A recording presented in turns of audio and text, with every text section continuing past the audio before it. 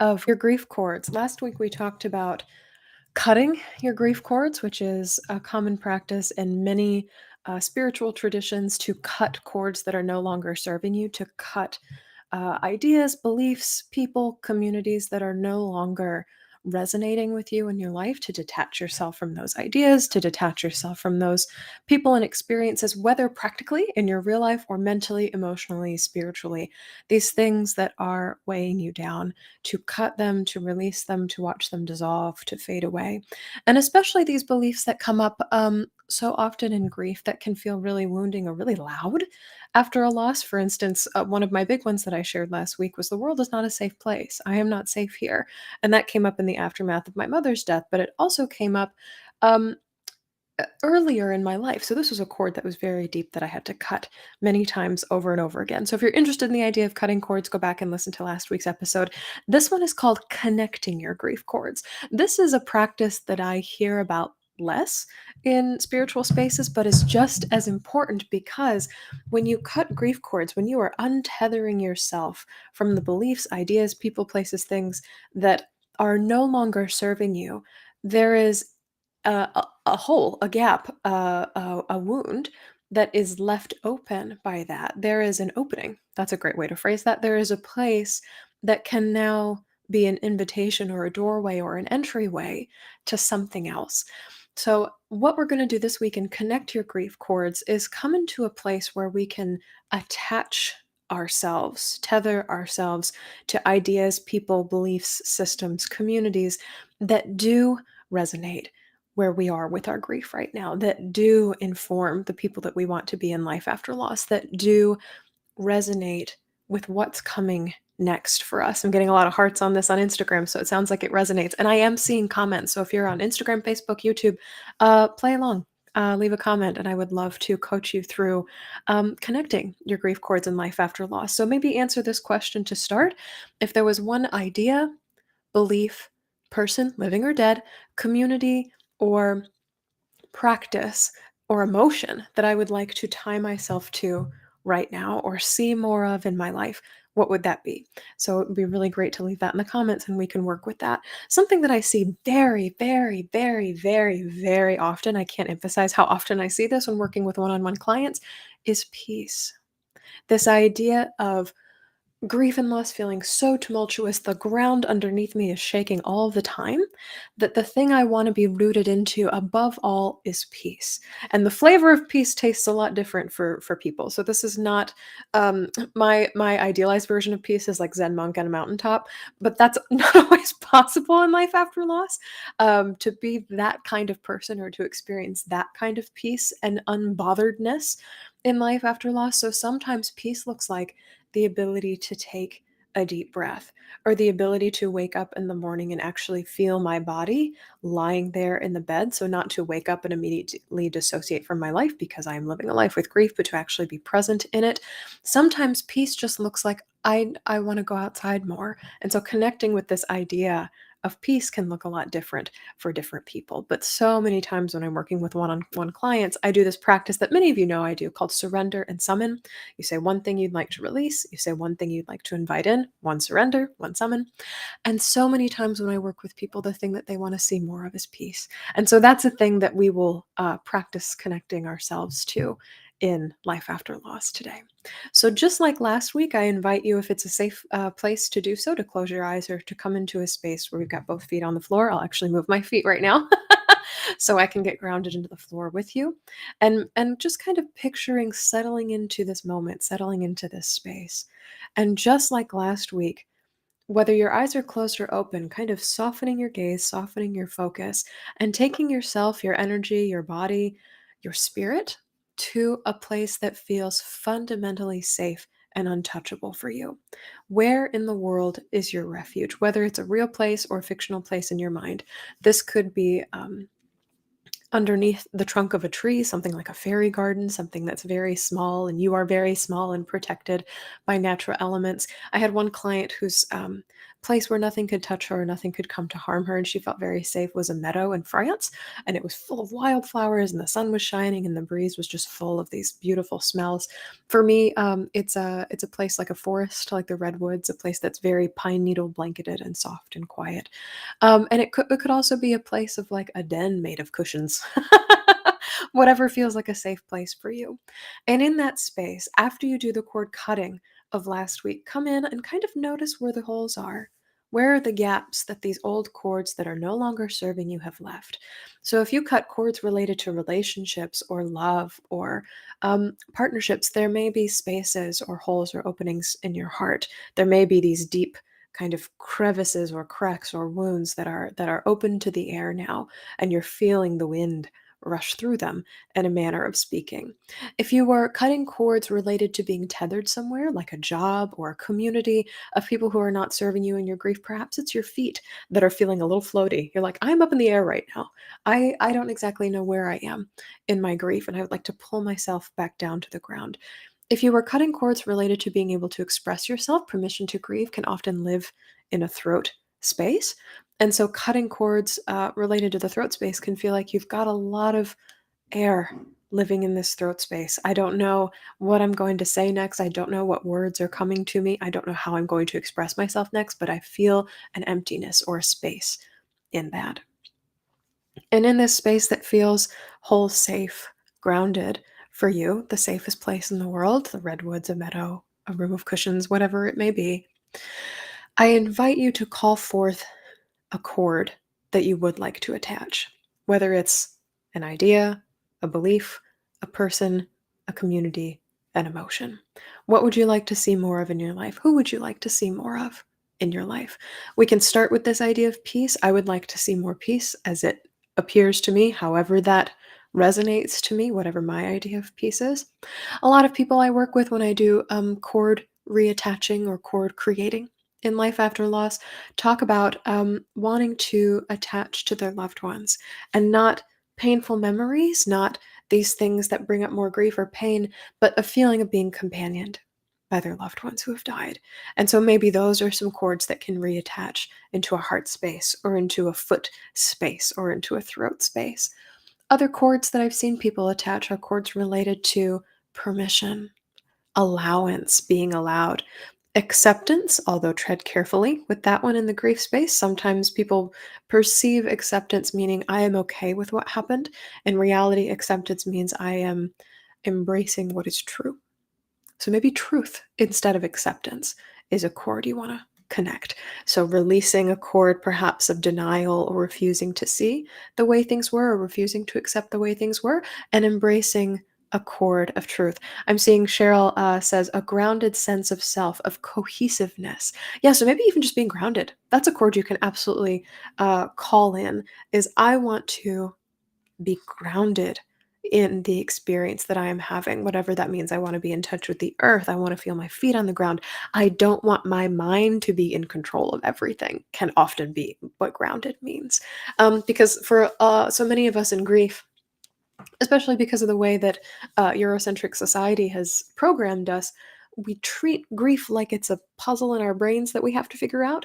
We treat it like an experience that if we just think hard enough on it, if we just pull in the right resources or the right people or the right words or the right language or the right format or the right tools or the right systems, I can go on and on and on, that we can solve grief.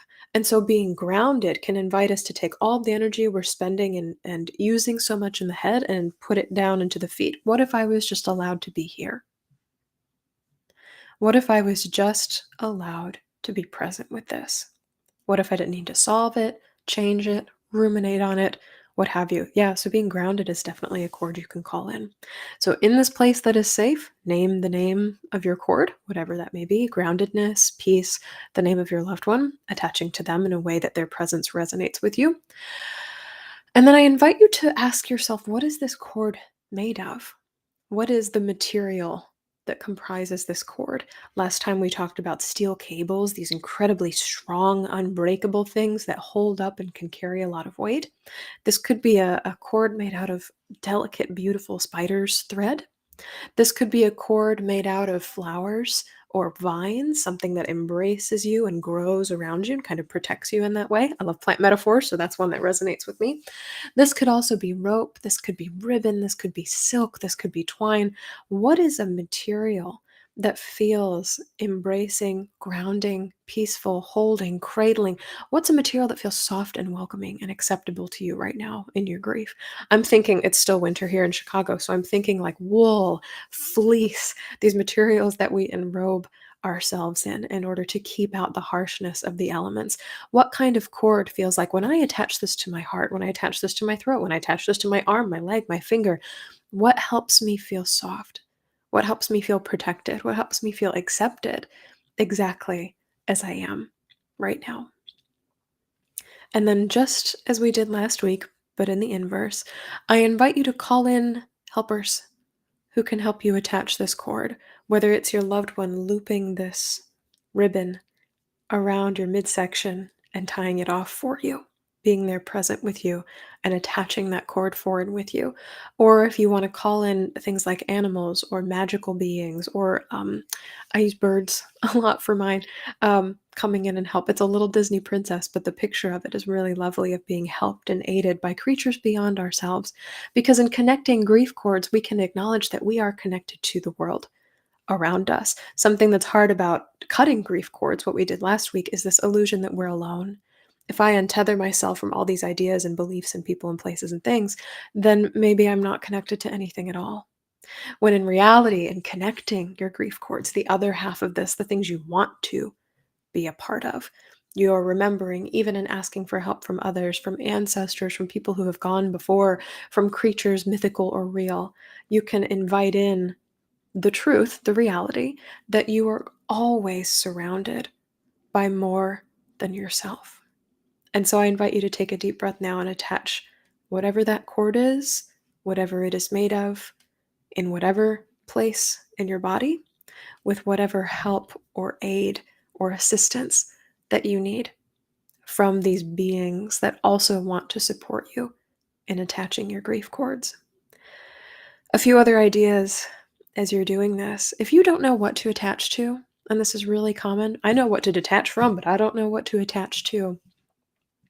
You might consider connecting yourself to an idea, a very real idea, of all the grievers who have ever grieved before, of all the people, living and dead, who have gone before you, including your relatives, including perfect strangers, all humanity, all languages, all of the earth for as long as we've existed, who have ever grieved. It's a little bit like allowing yourself to connect to, I heard this phrase first from Pastor Rob Bell in his Robcast, the great cloud of witnesses.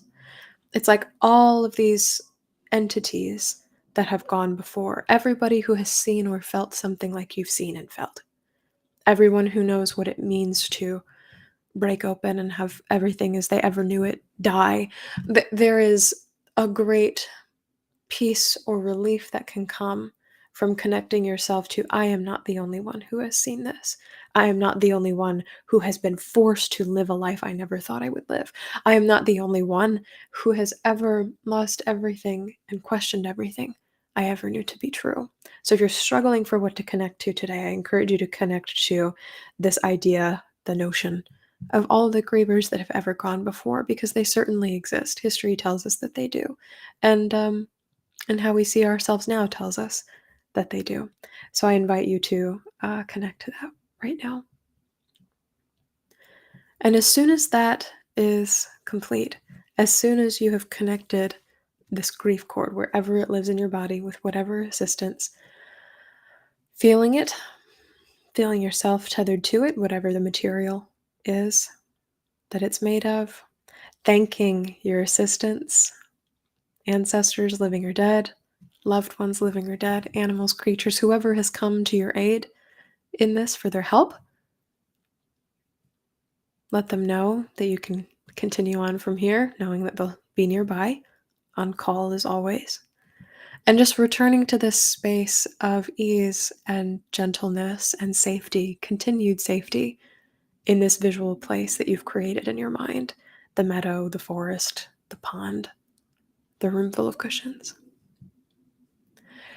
And know that there will be times, just like you have to disconnect yourself from grief cords over and over again, just like you have to cut your cords over and over again. Oop, that's a mindset I don't want to have anymore. Gotta cut that cord again. Gotta cut that cord again. You will have to reattach cords over and over again.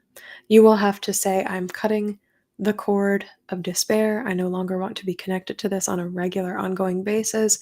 I am considering maybe not tethering to hope, but maybe tethering to curiosity. That's a good mid step between despair and hope, is curiosity about what comes next.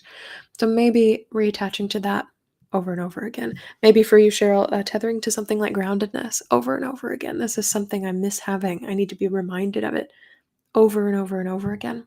Sometimes connecting to loved ones in a way that doesn't feel painful over and over again can be a big help. When I first learned about cord cutting and cord connecting after my mom's death, there was a lot of work I had to do to cut cords related to the pain of her dying and the circumstances under which our relationship existed after her death, and I worked really hard to reconnect to memories of her love for me and memories of being protected by her, feeling safe by her, being embraced by her, because the experience of her loss was so big and so great and so loud by comparison that it almost drowned out these other voices of, there was a time where I was loved by her. There was a time when I felt safe with her. There was a time when I was protected by her. There was a time I was desired into existence by her. And it's very easy to forget all of these.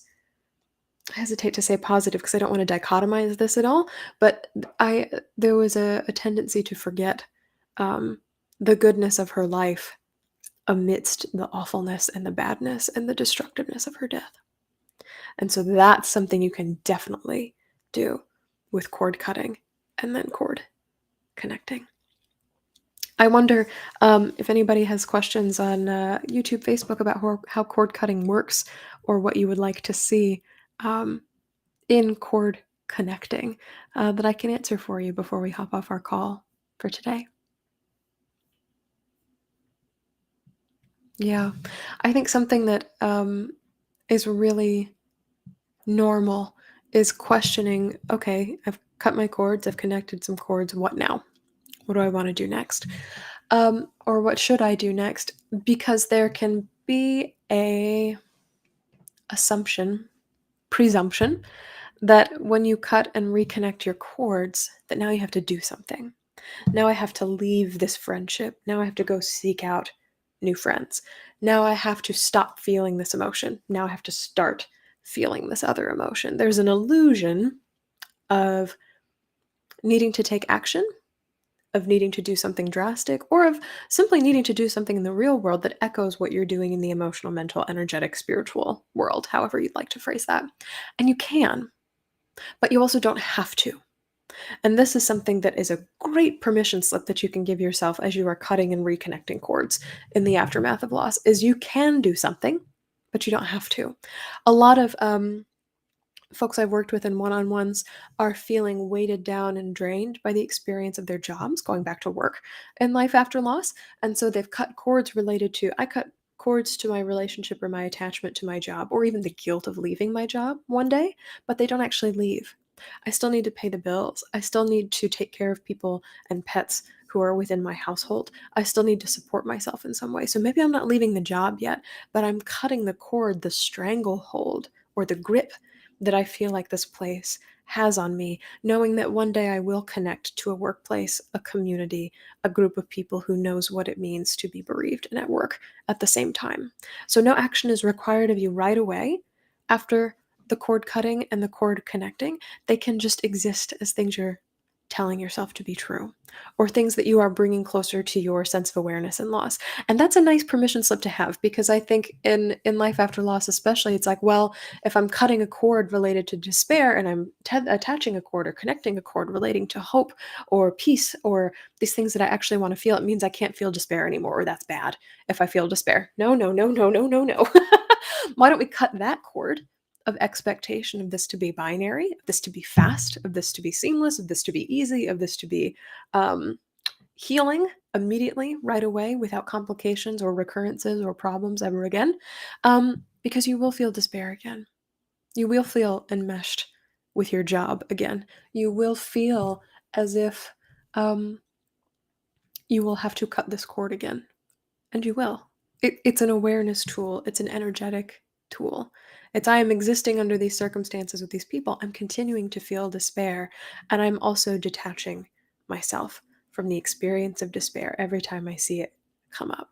Or almost every time. You don't have to have the frame of mind to do it every single time in your life. You can detach from it easily, again and again and again.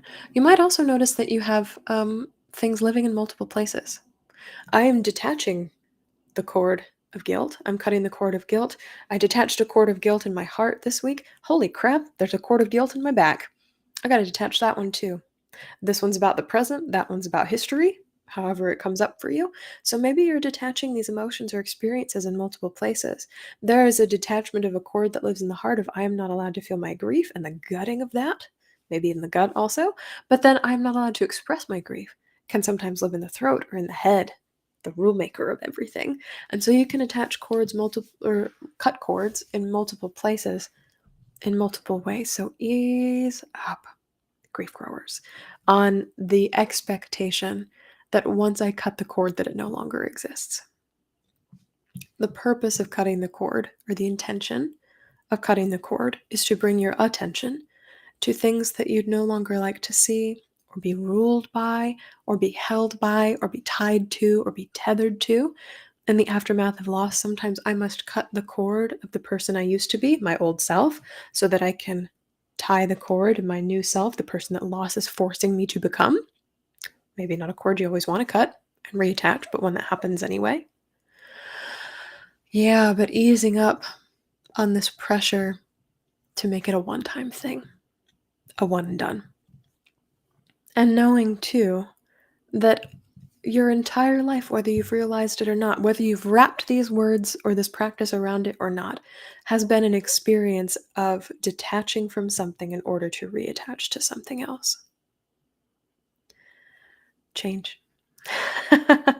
The sheer existence of being human, graduating from one thing to another, from one idea to another, from one friend group to another, from one job to another, from one community to another, from one spiritual practice to another. We are just bringing awareness and attention to it now. Perhaps awareness and attention that you didn't practice before or may have never had to practice because loss wasn't in the picture. But now, because of grief, because of this devastating loss that you have faced, you must now cut, reattach, cut, reattach with some intention. Because building life after loss, creating life after loss, living life after loss, however you'd like to frame that, requires some sort of reminding that you do have some measure of power, control, ability, choice about where you go next. You have absolutely no choice about what happened, how it happened, where it happened, and why. These are the painful things we can't answer, and those are worth cutting cords from too. I will never know why. Cutting the cord of the torment of why. And inviting in the cord, perhaps connecting the cord of I get to make my own meaning. I decide what this means. I have the power, control, wherewithal, storytelling to decide how this affects me in my life, to decide what to do with it. Now that this has happened, where do I go next? That's within your power and control. So cord cutting and cord connecting are really good ways to balance those two things out. I think that's all we have for today. So if you'd like to take a deep breath with me here and out.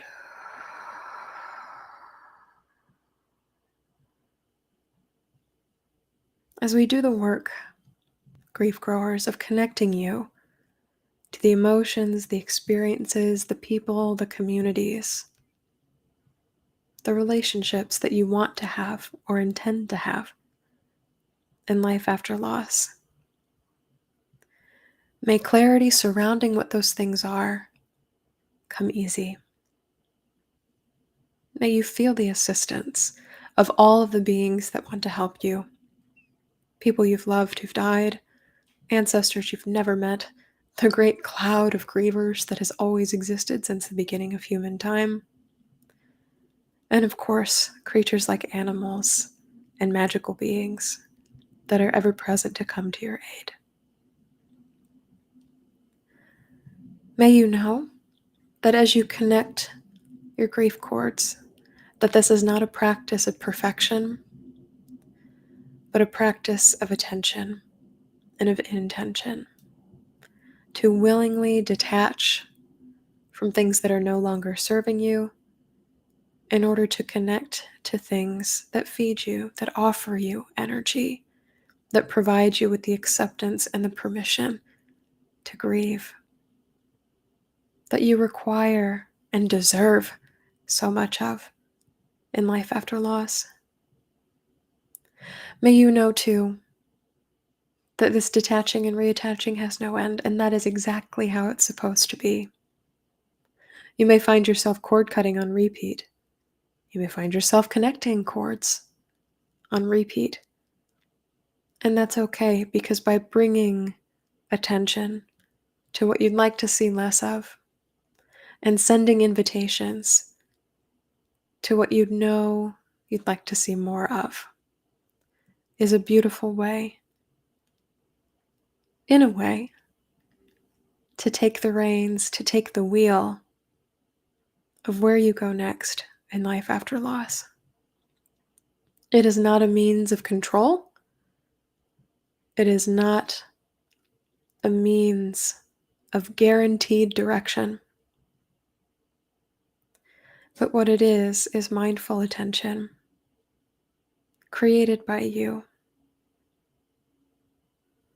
and led by the desires of your grieving heart. And you are allowed to have those desires. You are allowed to want something different than you want right now.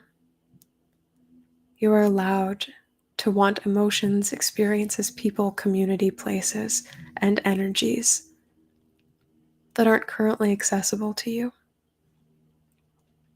Tie yourself to them and know that it's okay to be tied to something after a loss. It's okay to attach again. It's okay to invest. It's okay to be connected. Because to be anything else would be a denial of your humanity. We are all inextricably connected to each other, to emotions, to people, to beliefs, to ideas. May whatever you've tied a cord to today be of service to you as you continue to love and as you continue to grieve. Deep breath in here and out.